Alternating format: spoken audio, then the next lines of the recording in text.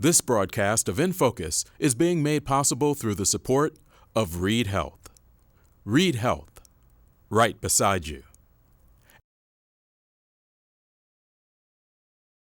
And by First Bank Richmond, with 8 locations serving Wayne County. First Bank Richmond and you, doing great things together.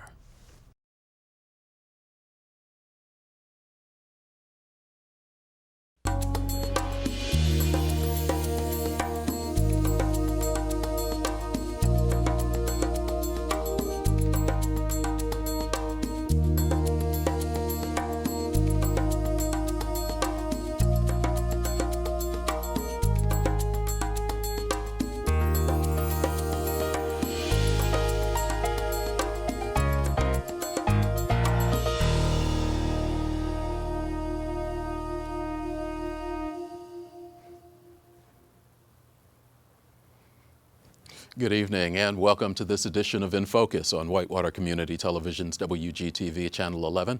I'm Eric Marsh, Executive Director of Whitewater Community Television, and very happy that you're able to join us for this program.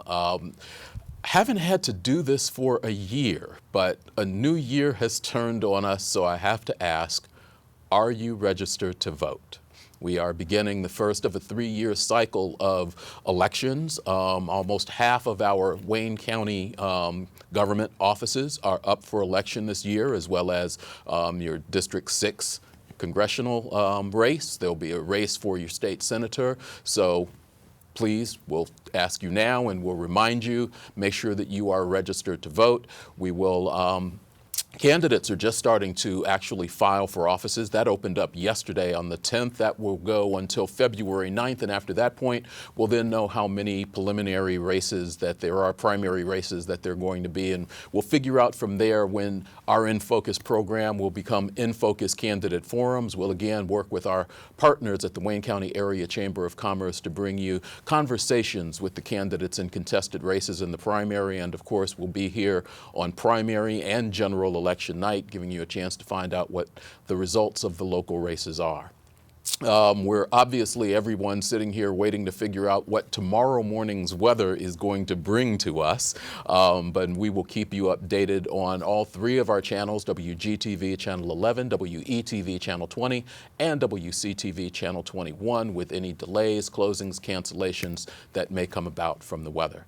Later on during this hour, we'll talk with Sheila Armstead, a member of the faculty here at Indiana University East and someone who has been very involved in the Martin Luther King Jr. breakfast that is heading into its 22nd year, I believe, this year, coming up on Monday morning. We'll find out about that and also let you know some of the other things that are happening here. But we're going to start off, I always get, whenever I have gentlemen in uniform sitting here, I always get a little intimidated. I put away all the snide remarks and everything else. And we are very happy to have Richmond Fire Chief Purcell with us. Thank you very much for agreeing to be here. Thank you for inviting me, Eric. Jerry Purcell has never been part of the In Focus program. I thought about that. We've had Sheriff Kappa in a couple of times. We've had Chief Branham in for various things. We've had the mayor in, council members in. Talk about public safety. We've never had a chance to talk about the fire department, and for that, I apologized. No apology necessary, but it's great, and it's an honor to be here, and I'm really looking forward to the opportunity to discuss the fire department. Had a chance to stand actually between you and Chief Branham at the announcement late December that was held out at the Reed building, and both of you seemed very happy that that process is beginning, that building is coming down. I imagine both from a public safety standpoint as well as from the safety of the men and women serving underneath you, you're incredibly happy that process is beginning to move. We're glad to see it fenced, gated, and the problems are being alleviated, absolutely, or mitigated. It has been not only an eyesore, but it's been definitely a safety hazard for the public. And it became a very popular spot for young people, and those things are very dangerous. When that building comes down, is there another one, obviously not that tall, not that expansive, but is there another building in the community that is causing you all those type of problems that you need to keep an eye on if the community is not aware of? No, none that I'm aware of. I mean, down on North E, we have a lot of large semi-shuttered parts of buildings being used. And those are always a concern because they're very difficult to deal with if they do catch on fire. We've got a large, very effective fire department, but those buildings will tax anyone's resources if we were to have a fire. Okay. Let's start this by finding out a little bit about you, your history with the fire department. Personally, you can tell us what you want us to know, but particularly your years with the fire department working through. Give us a little bit of background. Sure. I came on in 1984. I've been a firefighter. This is my 34th year. In my 12th year, I went up as assistant chief in 1996 and served there through 2000. And 2000, I was appointed as battalion chief, which actually is a reduction, but it's a prime job if you like and tactics, and you're a tactician and you like the game of chess, because mitigating scenes is a lot like that. And you're setting a command vehicle, and you're directing the men, and you're taking chaos and organizing it into small pieces in order to mitigate. And I enjoyed that part of the fire service, and so I did that for 14 years. And then most recently, in 2013, in the absence of a chief, I kind of stepped up and started filling in that role for about a year and a half, and then in March of 14, I was officially appointed by Mayor Hutton as chief of the department. Okay. What is the complement of Richmond's fire department? We hear every year about the Richmond Police Department. We know that this coming year they're budgeted for 78 officers. They're now at 76, about as close as they've ever been. We don't really hear a lot in the way of numbers and statistics of the makeup of the Richmond Fire Department in that same way. What is the complement now? Well, fully staffed, we're at 85 members, but that includes our staff. So we have approximately 78 members on the line, active firefighters. And that's the number that you have right now, or are That you is- like the that is police our department goal. always trying to Sure. fill? It used to not be a problem, but that has changed. Right now we are 9 members down. Wow. I have 3 in the works of being hired right now. And I can't explain all the differences. We're working on that. We're always thinking about that, why we're not getting the applicants we used to, because used to we had a hiring list of 15 that was always intact, that we hired from, that was ranked. And usually when we'd do a hiring process, it lasted for 2 years, and we would have anywhere from 200 to 300 applicants. And today we have an open process that anytime someone walks through the door, they can apply. We have ran approximately two formal hiring processes annually with very limited results. That's the same thing again, the police department is saying. What has changed in your mind about the application process, the requirements, whatever it might be that's keeping people from wanting to be firefighters? Eric, I really can't answer that. I can only say that we've added requirements that are very stiff, and police and fire requirements are very similar up to a point until you get to the education point where the police department has an academy. So when you come on, they'll send you off in the first year. You're basically training to get all the knowledge and the skills you need to do the job. In the fire department, about 22 years ago, we added the requirement of EMT to our requirements. So you have to come on as an emergency medical technician. And at that point, we started seeing that we weren't hiring locally anymore, because there's not a great reason for Richmond youth to decide they want to be EMTs. So we've tried to fix that through some education at the high school that we've added, and that's a long-term fix. It's not a short-term fix, because you have to be 21 to apply for the fire department. So looking through that program, which I can explain further later if you'd like, the high school program, we have an adult EMT class that we put on annually if we have enough interest, and we have an instructor for that. And just most recently, we just started working this week on actually removing the EMT as an absolute requirement to apply. And we're going to have a point system, which will still prefer paramedics and EMTs that apply, but it'll give our citizens and the young people in Richmond the opportunity to apply without their EMT, and then we will give that to them in their first year at the, right now we're targeting the Ohio Fire Academy because it's a much shorter course than the one we give. Okay. Why remove that?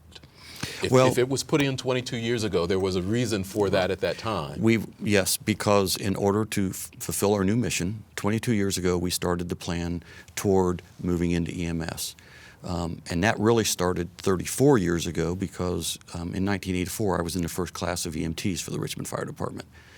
And it always was a goal after that to be able to use that skill set to help the public, save lives and property. That's our mission. And we can affect a lot more through EMS as far as saving lives than from any other mission that we have. And so always having that in the back of my mind, we actually started in 2000 the plan to take over transport in the city of Richmond. Now, not all those things always survive political change. And that was one of the casualties of political change and change of chiefs. And right or wrong, it's irrelevant. It's just people with different mindsets, different goals for the department. And so I looked back and I saw where the reduction in applicants started back in those days. And we've looked at a lot of other things, but one thing I can fix is the requirement for EMT, if that is holding up someone from within Richmond applying. Because obviously we want to fit the demographics of the community we serve. That's a healthy department. Okay. And right now we do not do that. And the high school program is designed to give local youth the opportunity to get their firefighter 1 and 2, their EMT. And in the long run, we think that's going to help us. But it's one of those things, let's try all things. And so in doing this, there'll be a different pay grade for the people that come in without the education, because obviously it's a cost factor in giving them that education. Okay. And that probationary pay will be reduced by the amount of the education, and we'll send them off and make sure they get that education. Okay. There's a lot to go through there that we're going to go through. You're watching In Focus on Whitewater Community Television's WGTV Channel 11, having a chance to speak with Richmond Fire Department Chief Jerry Purcell. If you'd like to ask a question about the fire department, about the career path maybe you want to be, and you want to know what the requirements are, you can give us a call, 973-8587. I have to cheat and read it off the screen. It's been a while since we've done that. We're also taking your questions via Twitter or email at wctv@iue.edu. So feel free to give us a call or send your question via Twitter. Let's start with the education of the high school. Because obviously there is an interest, if at all possible, in both the police department and the fire department, as you mentioned, to have people who grew up here stay and remain on your force.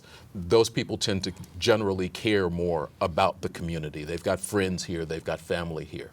The course at the high school started 3 years ago? 3 years ago, yes. What's the process that they go through? And they start, I think, junior year or sophomore year? Junior year, they start, and that class offers firefighter 1 and 2 and hazardous materials. It's the same thing we give our first-year firefighters.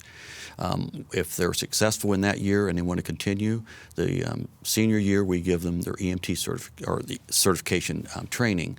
Now they have to be 18 to take the certification test for the state. So we help them through that process and get them certified. If they're successful through that, then there's a number of things they can do. A few of them have gone on to college, in fact, on scholarships, and studied fire science. Others have gone to work for private EMS providers, and then there's those who stay with us. And what we do, they can't apply for the fire department until they're 21 years of age. Mm-hmm. So what we've done there is we have a non-emergency side in our department. We call them transfers, non-emergency transfers. And we'll hire those young people for the 3 years that they're waiting to apply, and as a part-time employee. And at that same time, we're willing to pay for their paramedic training if they want to do that prior to getting on the department. That's not a requirement at the time of application on department paramedicine, but we do prefer it. Okay. It's a very extensive and difficult process when you're working full-time at the fire department. How many of your members now are paramedics? Boy, you asked me one, I'd have to take my shoes off. We just had 4 certified. And prior to that, I believe we had 8. So I think we have 12. And don't quote me on it, but I believe we have 12 paramedics right now.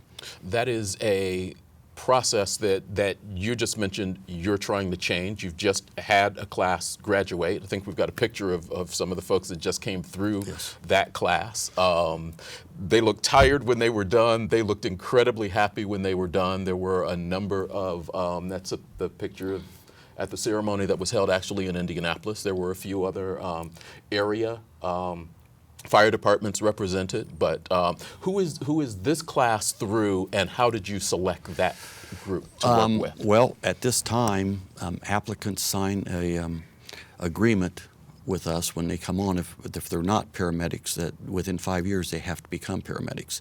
So the more senior of that group of employees we've hired gets the opportunity to go first, and that's how this group was selected.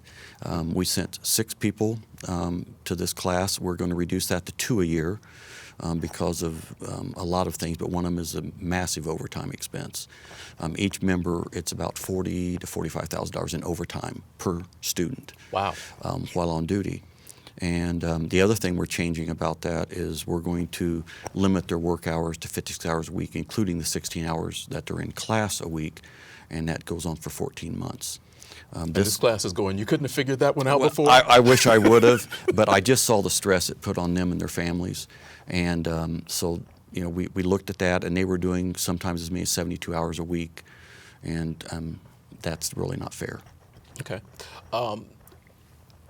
Go back to the high school students that come in. Yes. You mentioned that they can work on your non-emergency transfer. As EMTs, yes. As EMTs.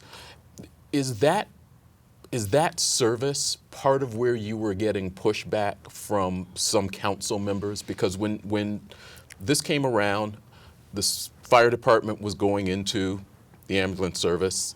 Yes. There was some pushback, various reasons. The city going into business against a private company, maybe these non-emergency transfers, an ambulance is out of town when maybe something important happens.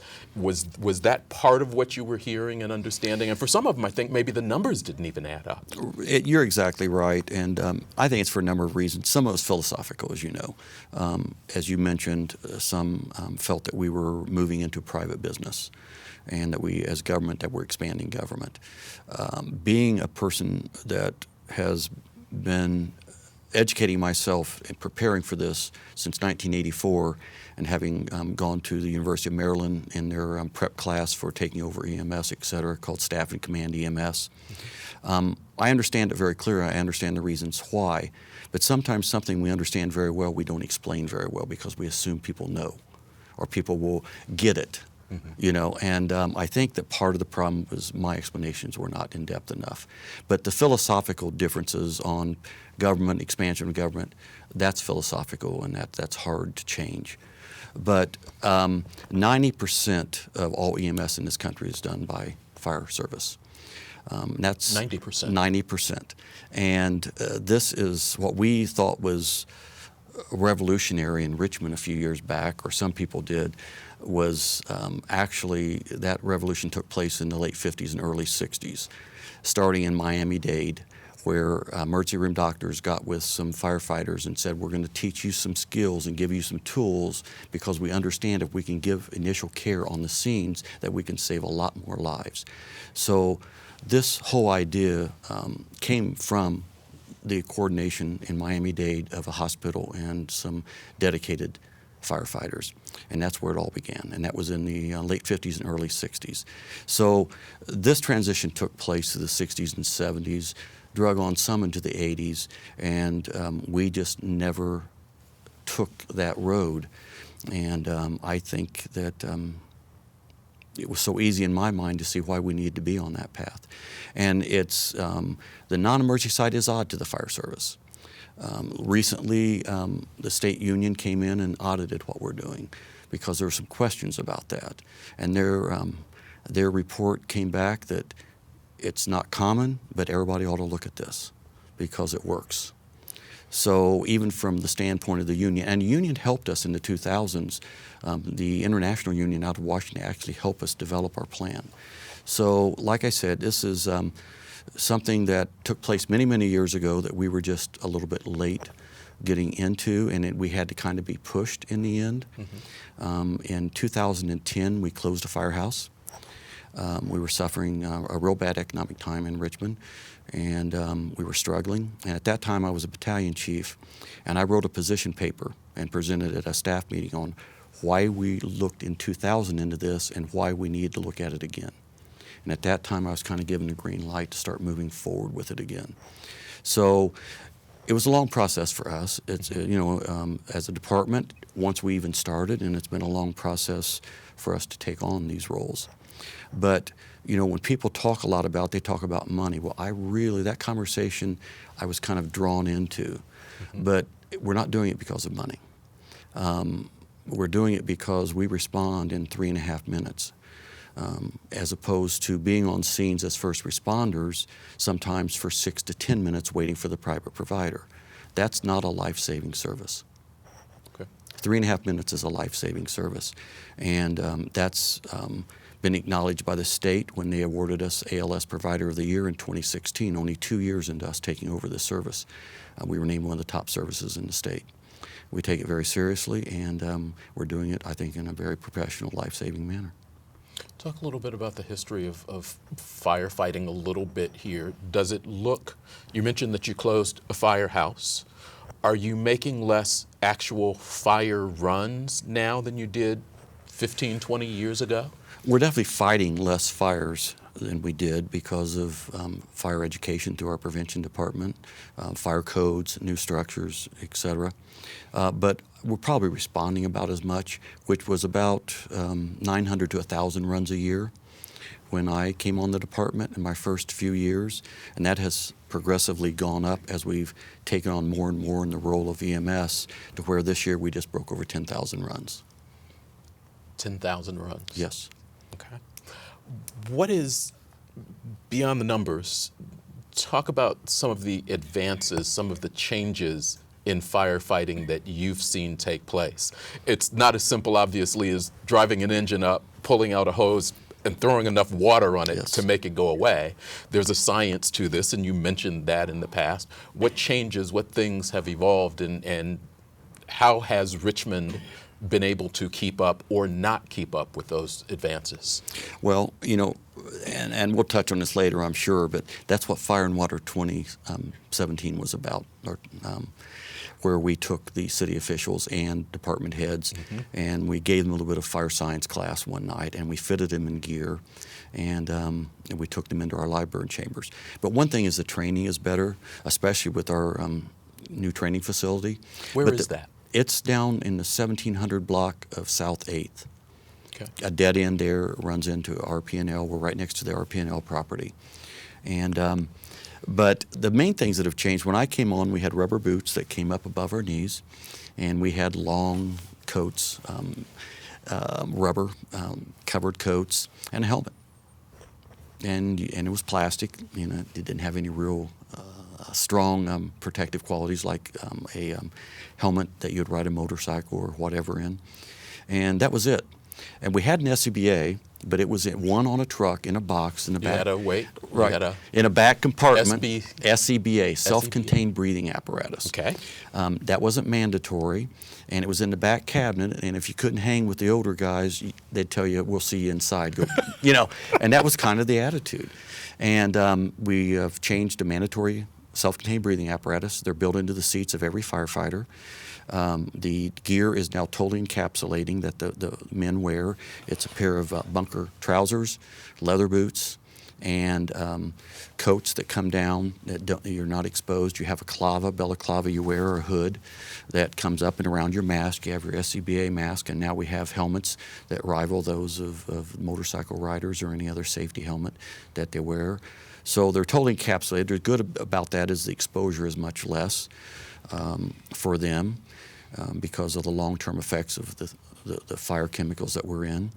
And the bad side of that is they're so encapsulated, they just don't know how bad of an environment they're in sometimes. We used to know, because every time you fought a fire, when I came on the department, you always had a blistered neck when you came out because of the steam rolling down on you, and you felt the heat, and now they don't feel the heat until they're well into it. We're seeing some of the pictures from this, and you invited, and it's just been a few weeks ago, I think. Yes. You invited the mayor, members of the Common Council, some city department heads to go through your training facility and actually go through some of what your guys go through. What was the reaction to that? And is that something that you plan on doing more often as time goes on? And is there any thought process of bringing citizens into something like that, the same way the police department for years has been doing the Citizens Academy? Yes, on all of those accounts. But the main purpose was to let council, one of the things was to let council see what we had done with their support, financially, otherwise, to allow me to invest in that training ground the way we have and put in the new, totally state-of-the-art training facilities we have down there.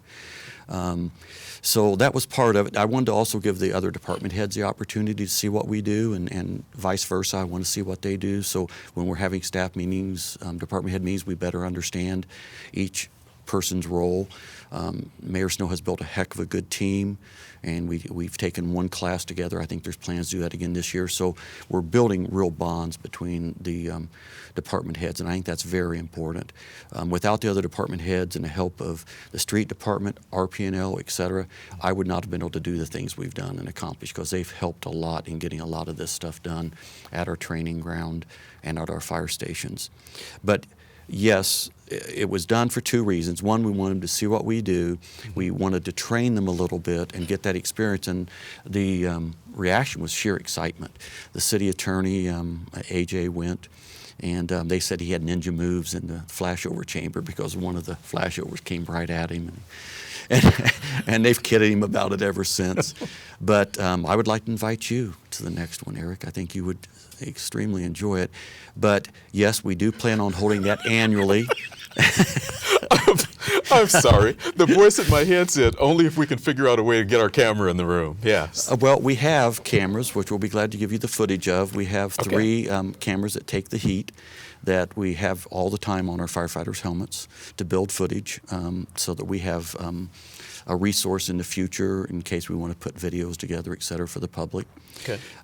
So we will be doing it in October every year. We're moving our memorial service to October as well. We plan on doing a number of events, and we're going to focus on October, which is Fire Prevention Month. Okay. So everyone will be missing our normal May service. It'll be in October. I was going to ask about that. Well, we always are kind of stepping on the toes of the police department, and that is their month for their memorial service. So it's just going to make the schedule a lot easier if the mayor is jumping from one to the other, et cetera, for the proclamations. So we decided we're going to focus on October. We're going to make that our month of getting the word out there to everybody, and doing the fire prevention, doing our fire and water event, et cetera.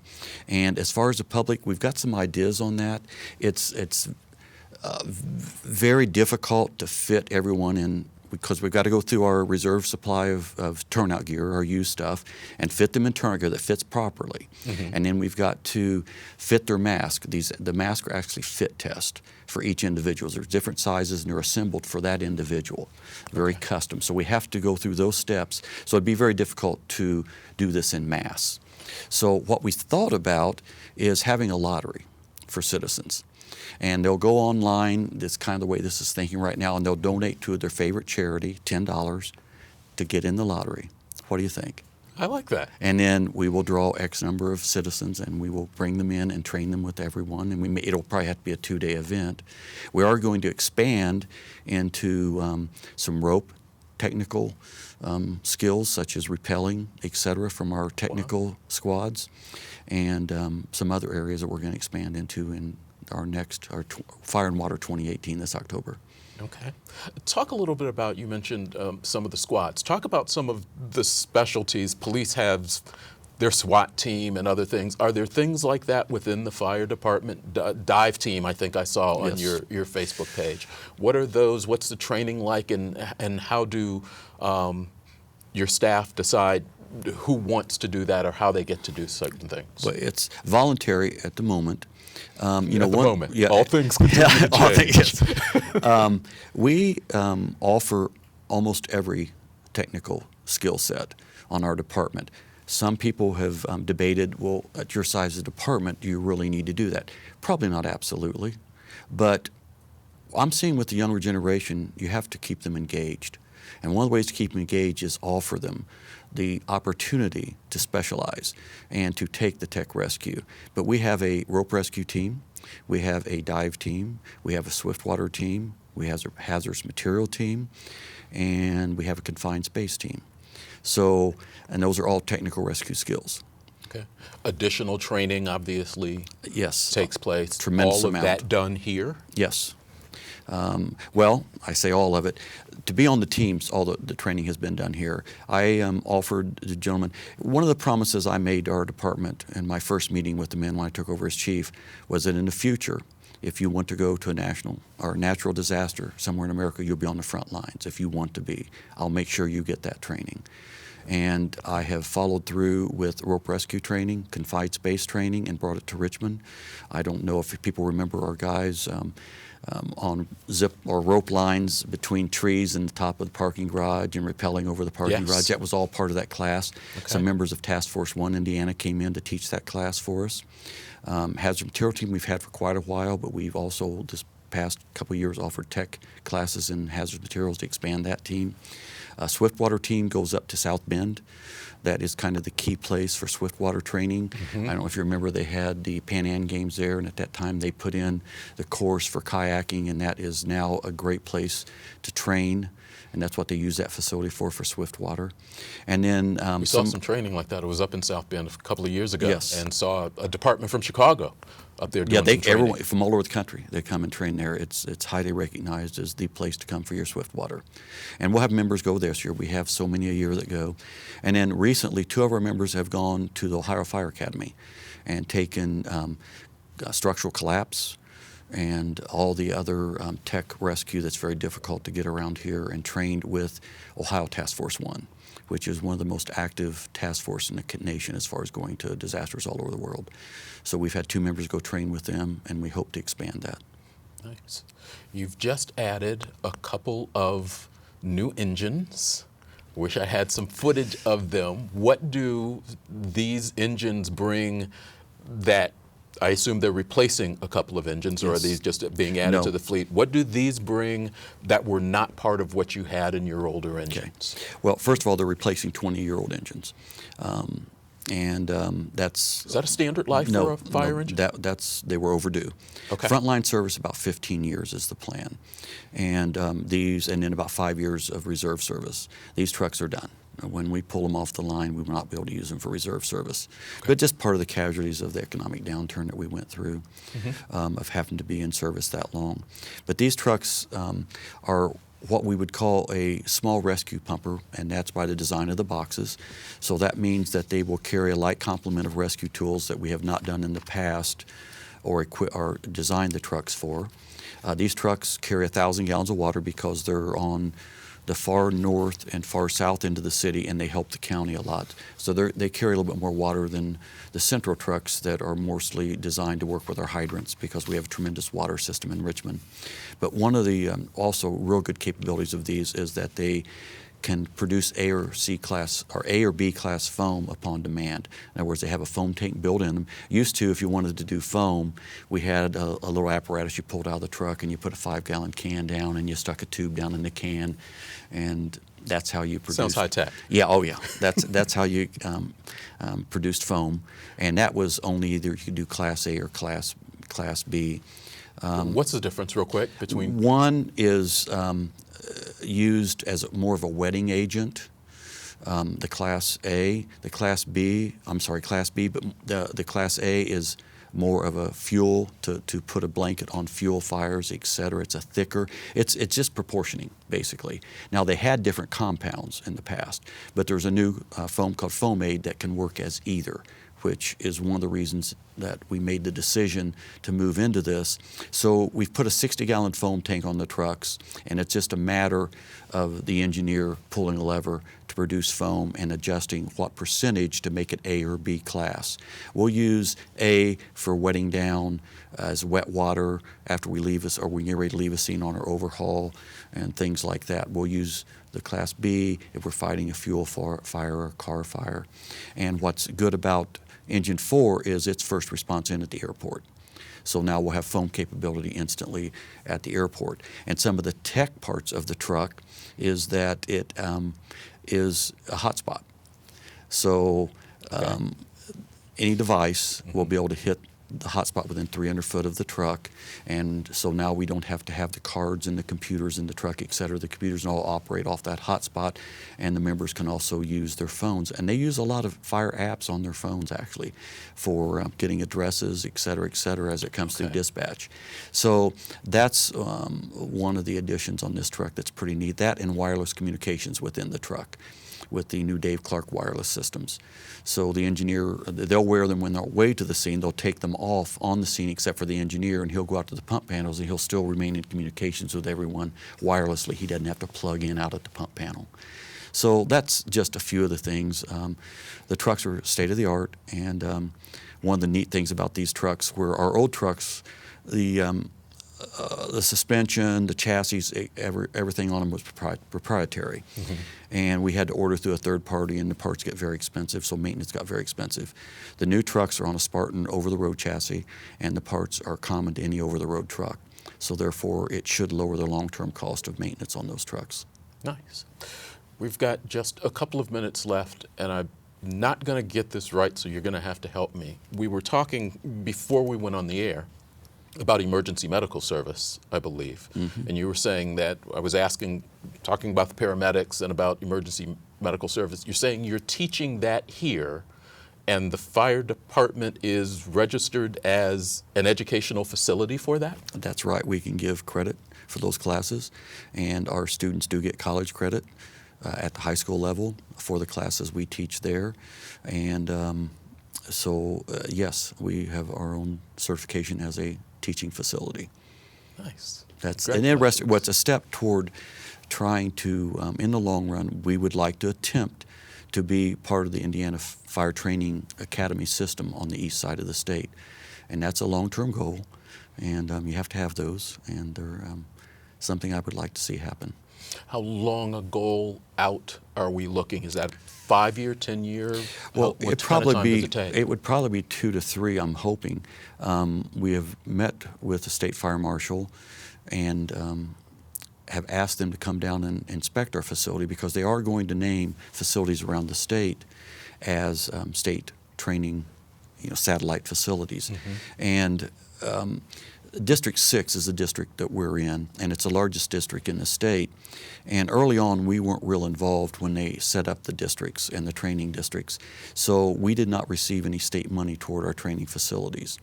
So I've kind of talked to them, and I told them, it's unfair that they're not looking at us, because we've done our own investment. This community has invested in itself in training. And I think they've taken that seriously, and they've put off at this point in naming a site until we can get them over here to look at what we're doing and what our future plans are. We are going to rededicate the site this spring.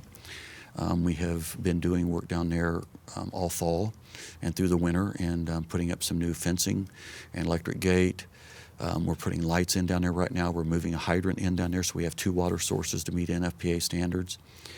As you know, we've put in the flashover chamber in the burn building. We have the search building that we share with the police.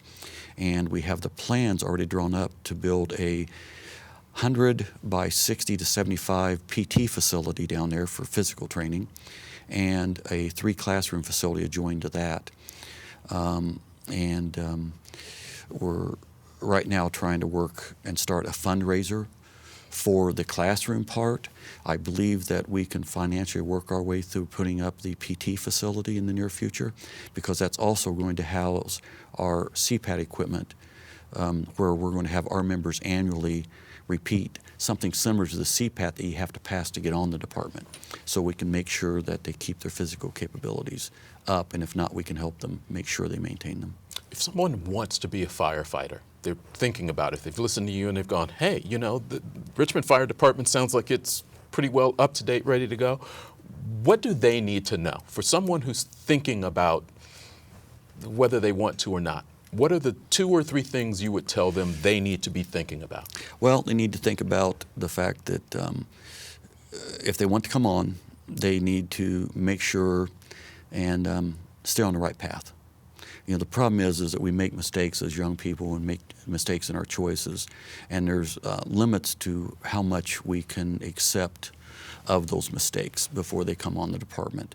Obviously, you cannot have a felony offense on your record. You have to be 21 years of age and not more than 36 years of age. That's the hiring window to get into our state pension system.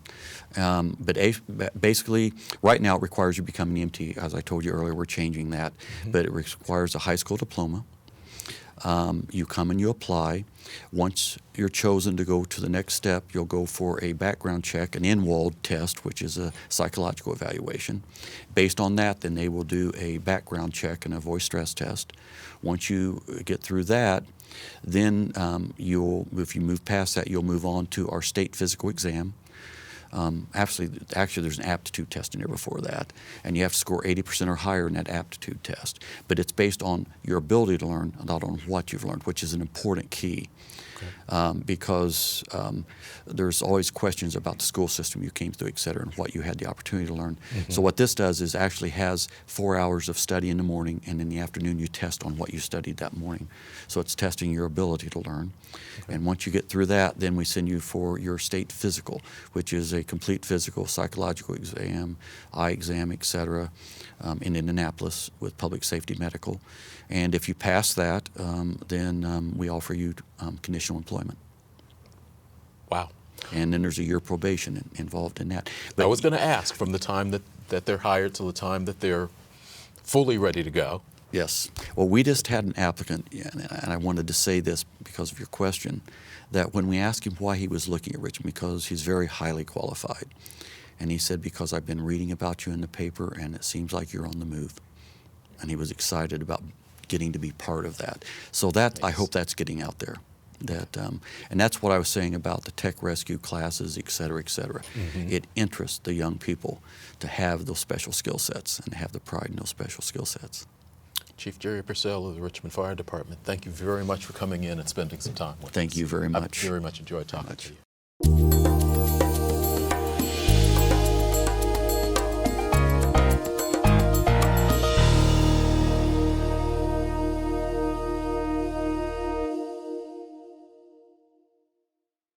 The leaders of First Bank Richmond encourage their employees to give their best effort towards serving the community. One organization very dear to many First Bank Richmond employees is the Third Grade Reading Academy. First Bank staff volunteers hundreds of hours and even host Academy students on site. Doing great things together stands for First Bank's commitment to continue doing all they can to make life better for their customers and our community. First Bank Richmond and you, doing great things together. Keep up with local government information and shows with WGTV Online. Go to WCTV.info and click on the WGTV Online button. It's a live stream and video on demand site in one. Click the play button, you'll see whatever's on the air on WGTV Channel 11, or scroll down for videos on demand. Choose whatever meeting or show you'd like to watch. It's easy to stay informed with WGTV Online, a service of Whitewater Community Television.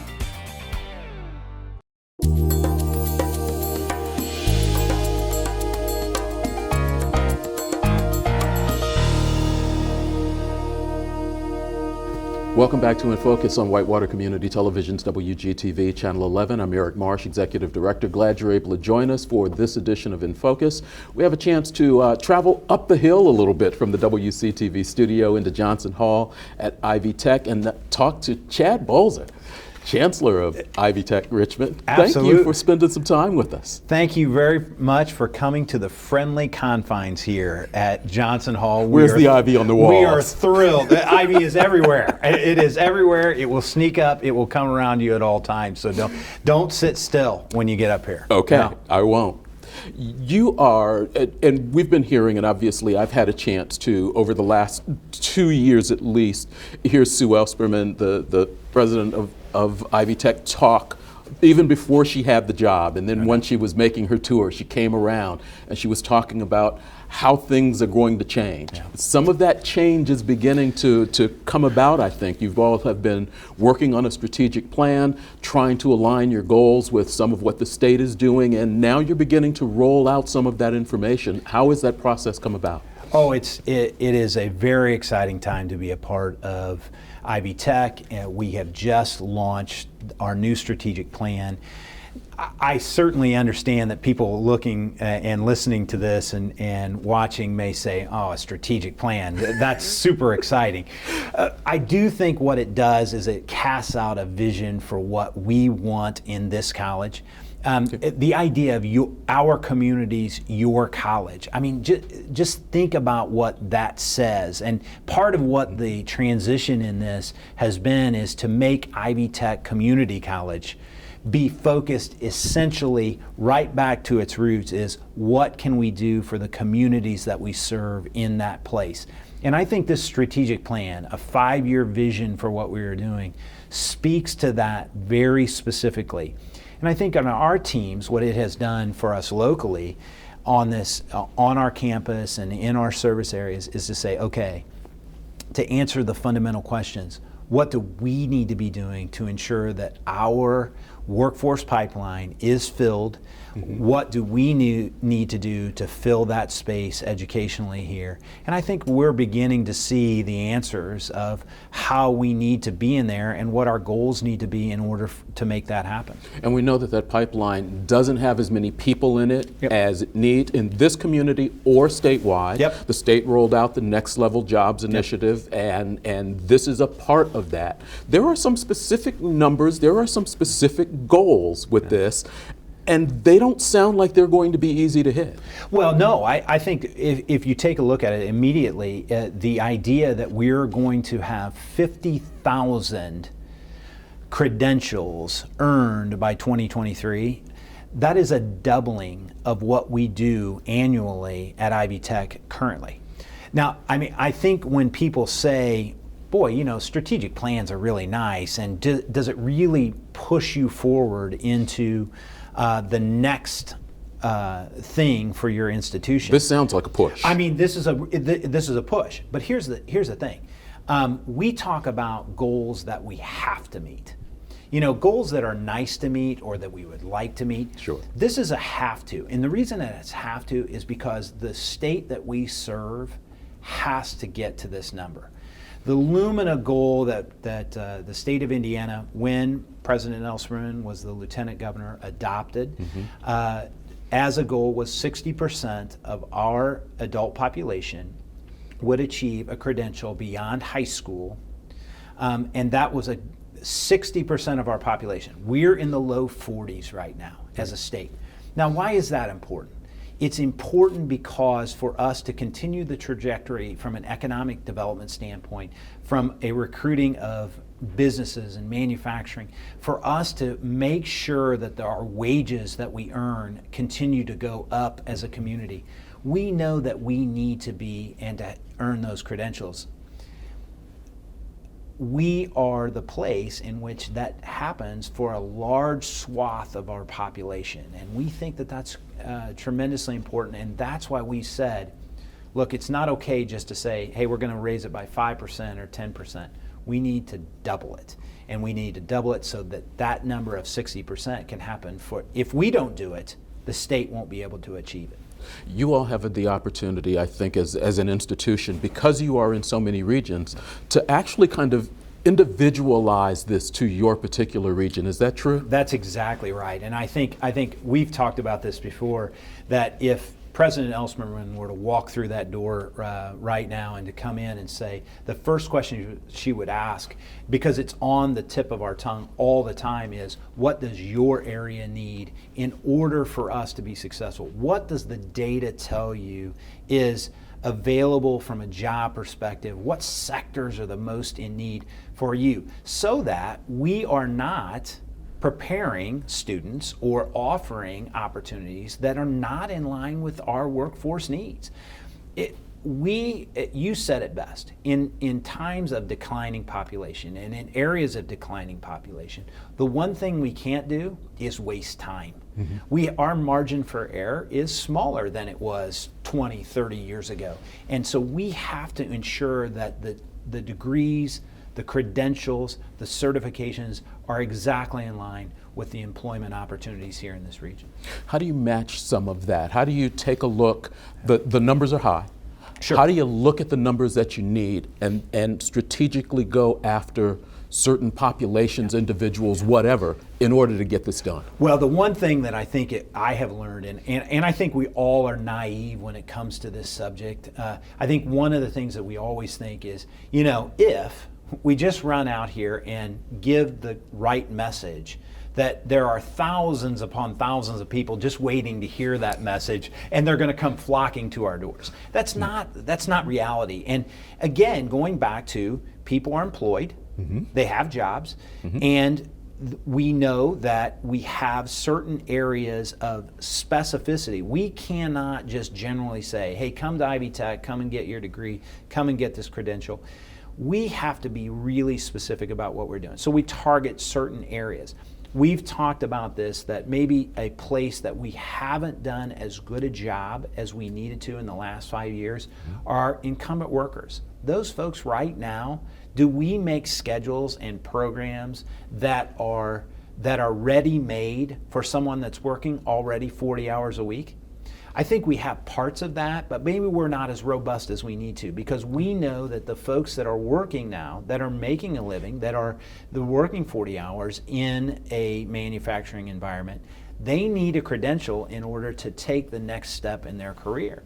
So what are we doing to encourage and foster those opportunities in that group?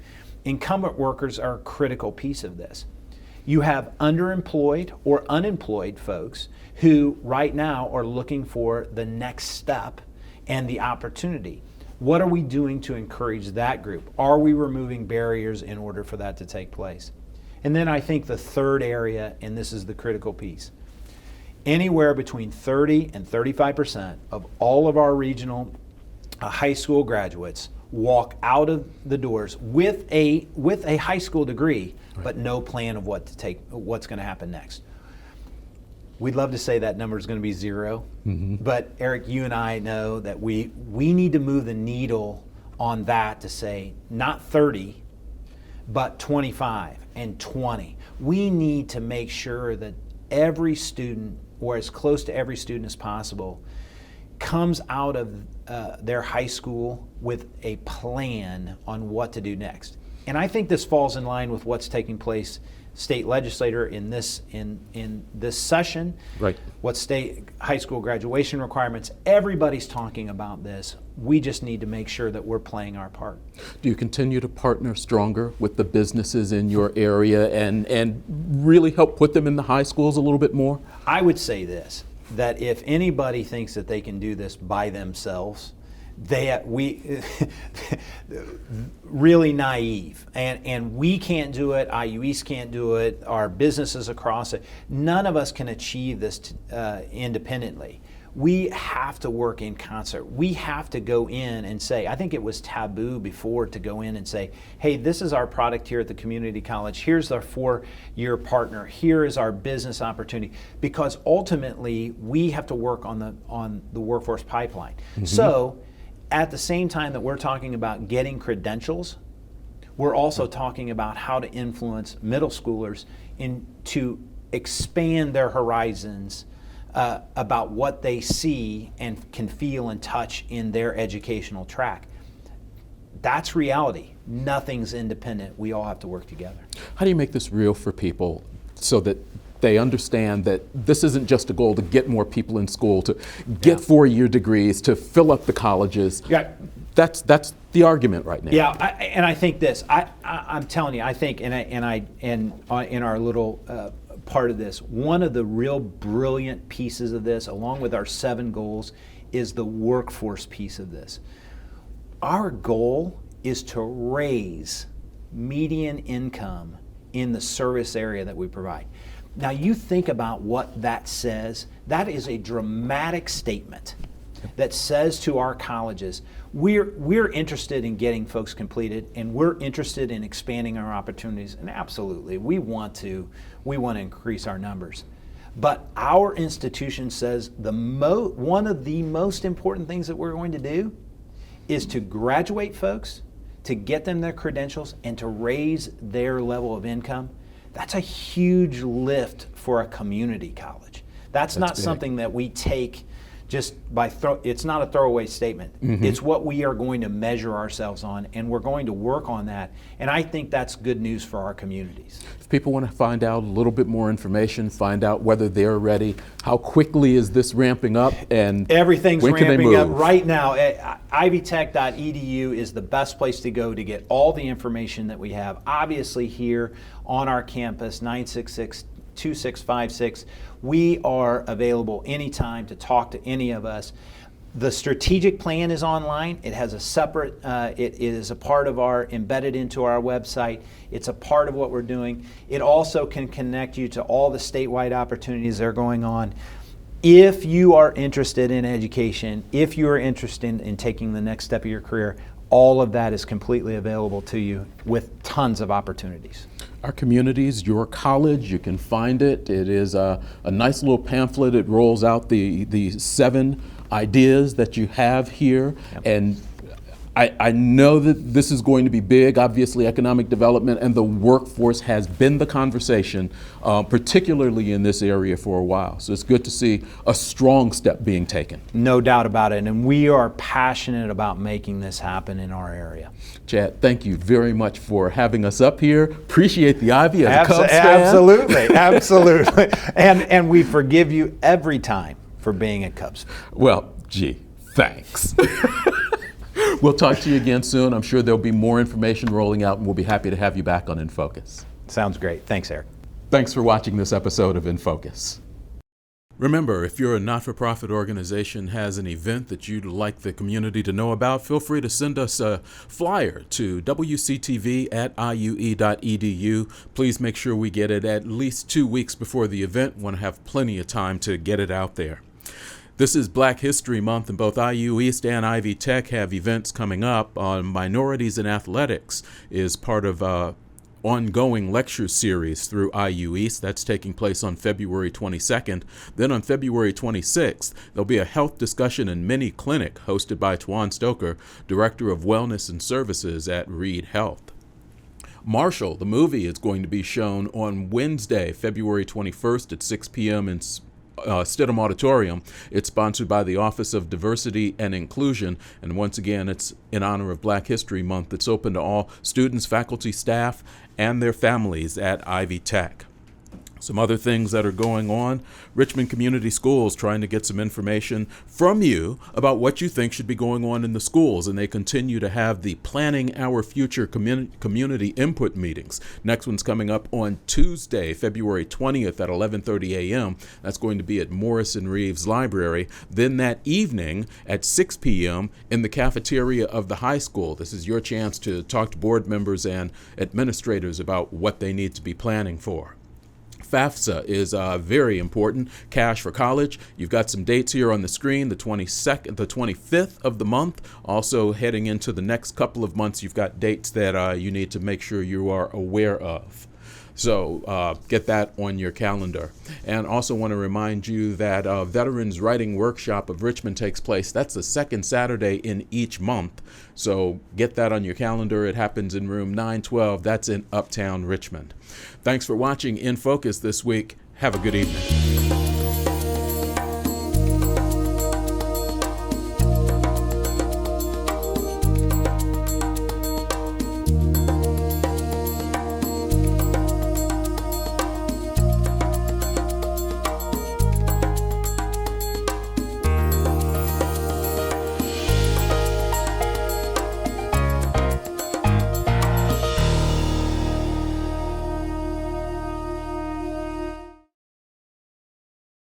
This broadcast of In Focus has been made possible through the support of Reed Health.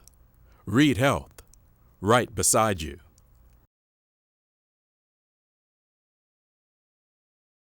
And by First Bank Richmond, with 8 locations serving Wayne County. First Bank Richmond and you, doing great things together.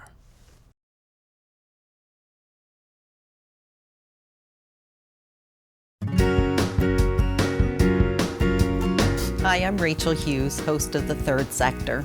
Join me this time as my guests will be representatives of Brighter Path Incorporated We offer traditional riding lessons as well as equine-assisted therapy. and Animal Care Alliance. When we started, we were excited about the prospect of having a low-cost spay-neuter program, but it's become a lot of things other than that. And The Third Sector airs Thursdays at 8:30 on WETV, Channel 20.